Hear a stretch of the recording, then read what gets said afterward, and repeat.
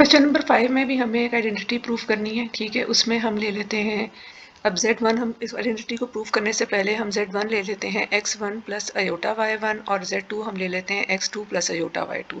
अब by definition of addition of complex numbers we have to add the real part in real and imaginary part in imaginary, so we get Z1 plus Z2 is equal to x1 plus x2 plus iota y1 plus y2। Subtraction में भी हम यही करेंगे कि हम real में से real को और इमेजिनरी में से इमेजिनरी को माइनस करेंगे। तो ये हमारे पास आ जाएगा x1, क्योंकि हम Z1 में से Z2 को माइनस कर रहे हैं, तो x1 minus x2 plus iota y1 minus y2। ठीक है, अब इधर से हमारे पास अब हम मैग्नीट्यूड निकाल लेते हैं। तो हम Z1 प्लस Z2 का मैग्नीट्यूड और Z1 माइनस Z2 का मैग्नीट्यूड ले लेते हैं। ये हमारे पास ये आ गया। अगर हम इन दोनों साइड्स को स्क्वायर कर लें, x1 प्लस x2 का square plus y1 plus y2 का स्क्वायर, और इसी तरह z1 माइनस z2 के मैग्नीट्यूड का स्क्वायर जो है वो हमारे पास x1 माइनस x2 का square plus y1 minus y2 का स्क्वायर आ जाएगा।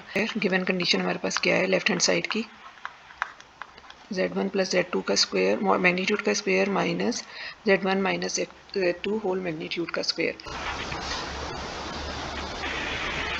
तो हमारे पास ये एक्सप्रेशन आ गई। अब इसको खोल लेते हैं। यहाँ पर A square plus B square का फॉर्मूला लग रहा है, A plus B whole square plus minus दोनों ले लें आप, A square plus B square plus और माइनस 2ab। बहुत दफ़ा आप लोगों ने किया हुआ है।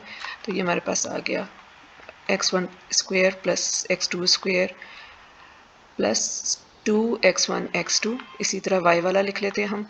इधर से हम ब्रैकेट को खोल लेते हैं, तो हमारे पास ये जो पॉजिटिव साइन है ये नेगेटिव में चेंज हो जाएंगे और नेगेटिव वाले पॉजिटिव में चेंज हो जाएंगे।